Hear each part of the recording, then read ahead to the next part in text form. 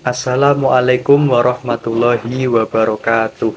Saya Fikri Ilham Samudra dari kelompok 8 akan mempresentasikan mengenai fenomena tasyrik di beberapa negara muslim. Yang pertama yaitu perkembangan tasyrik di negara Malaysia. Dilihat dari sejarah kedatangan Islam dan proses islamisasi berlangsung melalui jalur perdagangan atas peranan para pedagang muslim dan mubalik dari Arab dan Gujarat.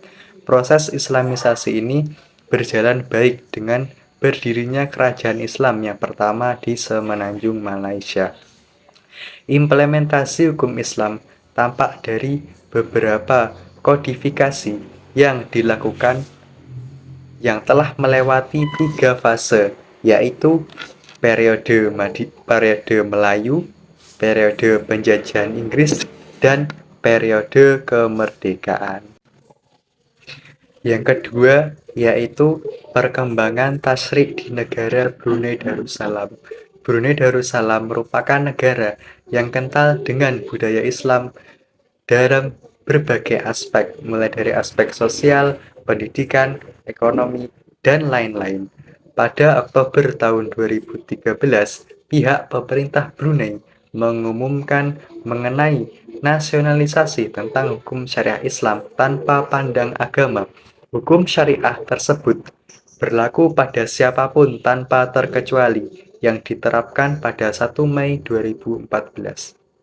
Aturan dalam penerapan hukum syariah Islam tersebut dilakukan secara bertahap dalam 3 tahapan, yaitu tahap pertama, tahap kedua, dan tahap ketiga.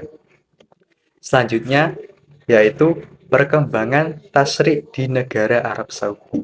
Arab Saudi merupakan sebuah negara yang memproklamirkan dirinya sebagai negara yang menggunakan syariah Islam sebagai dasar hukum negaranya.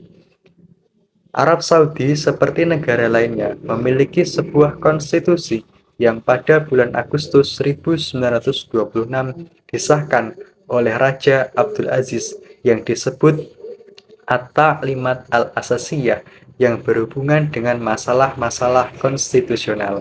Secara umum, sistem peradilan yang ada di Arab Saudi terbagi menjadi 2 periode, yaitu periode sebelum berdirinya Kerajaan Arab Saudi dan peradilan setelah berdirinya Kerajaan Arab Saudi.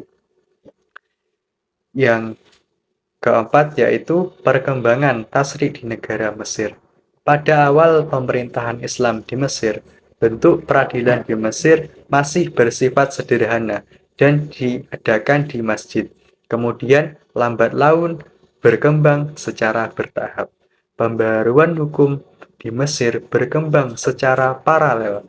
Mesir menerapkan kitab hukum pidana dan kitab hukum perdata pada abad ke-19. Mesir terus mengembangkan undang-undang negara dan memperbaruinya berdasarkan kemaslahatan syariat Islam yang dilandaskan pada pasal 2 Konstitusi Mesir tahun 1971 yang berbunyi, prinsip-prinsip syariat Islam adalah satu sumber utama legislasi.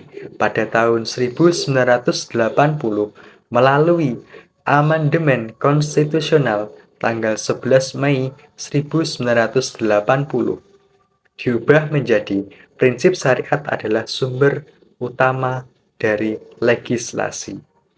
Untuk lebih lengkapnya, penjelasan teman-teman dapat membaca secara seksama makalah yang sudah kami lampirkan di grup nanti, di grup ini.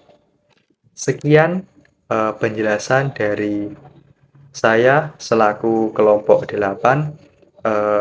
Mohon maaf atas segala kekurangan yang ada dan terima kasih kepada teman-teman yang sudah menyempatkan waktu untuk melihat video ini. Sekian, terima kasih.